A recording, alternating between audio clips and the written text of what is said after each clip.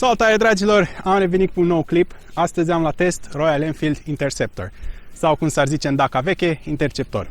Este o motocicletă clasică cu un aspect așa foarte frumos. Mie îmi place foarte mult cum arată. Arată exact ca o motocicletă clasică și cum ar trebui să arate un naked, din punctul meu de vedere.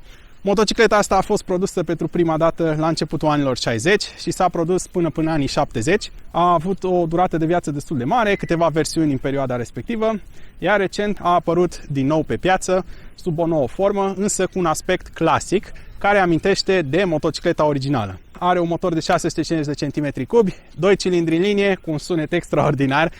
Sună exact ca un chopper și mie îmi place foarte mult sunetul ăsta așa gros. Motorul este răcit pe aer, produce aproximativ 47 de cai putere și 52 de Nm. Puterea asta este suficientă, tocmai am mers cu ea până în oraș și se simte foarte bine, deoarece cuplul vine foarte jos, ai cuplu maxim pe la 5000 de rotații pe minut. Asta înseamnă că cel puțin 70-80% din cuplu vine foarte jos și chestia asta te ajută enorm de mult în trafic.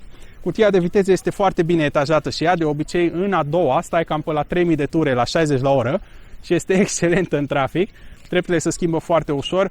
Bineînțeles, ai un assisted sleeper clutch acolo care lucrează extraordinar, mai ales pe retrogradări, te ajută enorm de mult.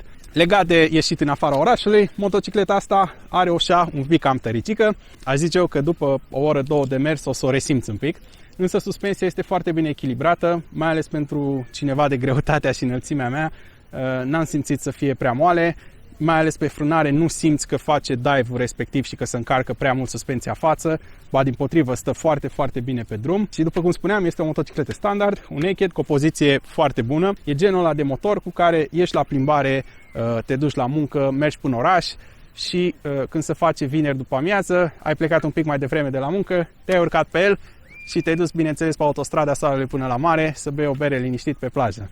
Cam genul ăla de motor este și, din punctul meu de vedere, se încadrează perfect în această categorie. Deși motocicleta asta are un aspect destul de clasic, să nu vă intimideze chestia asta și să nu vă înșele, deoarece motocicleta are foarte multe tehnologii moderne, are ABS, motorul este pe injecție, respectă normele de poluare europene, suspensiile la fel, respectă standardele europene, la fel și frânele, ai ABS pe față, ai ABS pe spate, un ABS care merge foarte bine, l-am testat chiar recent acum pe pietrișul ăsta pe care am venit și chiar funcționează foarte bine. Controlul și felul în care se simte motocicleta se simte foarte modernă, este foarte manevrabilă, mai ales în trafic. Răspunsul la accelerație mi s-a părut extraordinar de liniar, foarte liniar, deci am mers cu KTM-uri anul ăsta și n-am simțit răspunsul ăsta atât de liniar pe cum la motocicleta asta. Deci chestia asta mi s-a părut foarte bună și neapărat am vrut să o menționez. Deci chiar nu mă așteptam la, cum să zic eu, liniaritatea asta și la finețea pe care o ai cu această accelerație. Uneori n-ai spune că e un motor pe injecție, deoarece răspunde foarte repede și poți să modulezi foarte ușor accelerația, foarte ușor. Iar chestia asta m-a dat pe spate la motocicleta asta și mi-a plăcut enorm de mult.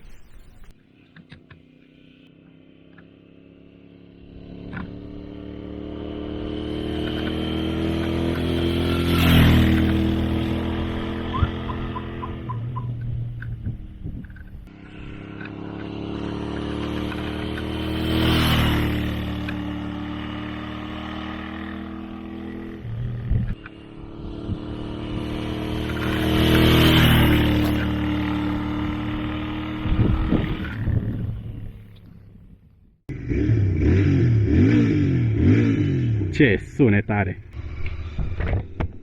Primii pași cu Interceptorul. Motocicleta asta este efectiv nouă. Sunt primul care merge cu ea. Are doar 1,5 km în bord. Îmi place foarte mult cum se simte motocicleta asta. Accelerația este incredibil de liniară. Frânele sunt foarte bune. Merge excelent.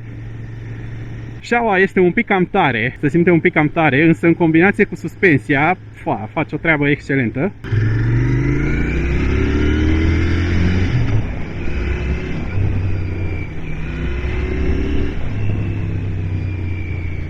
Are un cuplu de jos, Doamne!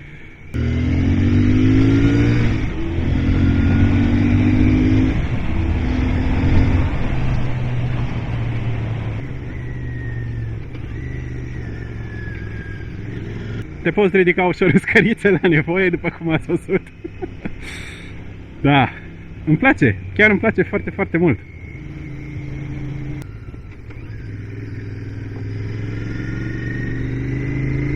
Este și super manevrabilă. Ne-am tot plimbat în București astăzi cu motocicleta. Foarte, foarte fain, adică mi se pare foarte ușor de condus. M-am urcat pe ea și zici că o conduc de cel puțin 2-3 ani motocicleta, adică zici că mă știu cu ea de foarte mult timp, nu știu. Mi se pare foarte, foarte ușor de condus și te adaptezi foarte repede la ea. Iar slipper clutch-ul ăla pe retrogradări, exact ce trebuie. Felul în care motorul ăsta se simte, elasticitatea lui și, cum să vă zic eu, linearitatea lui sunt extraordinare. Sunt la fel de stilate ca și motocicleta. Deci chiar mi-a plăcut să mă prind cu motocicleta asta. Serios acum, n-am ce să-i reproșez. Și eu am acasă un Honda Hornet cu care pot să-l compar pentru că cumva sunt cam pe aceeași clasă, da? Și personal îmi place mai mult asta decât Hornetul, se conduce mai ușor. Chiar se conduce mai ușor. Greutatea este aceeași, însă felul în care merge motocicleta asta și în care se simte, mi se pare mult mai bun, mult mai ok, comparat cu Hornetul meu. Și nu e Hornetul ăla veche, e ăsta mai nou, 2006 încoace.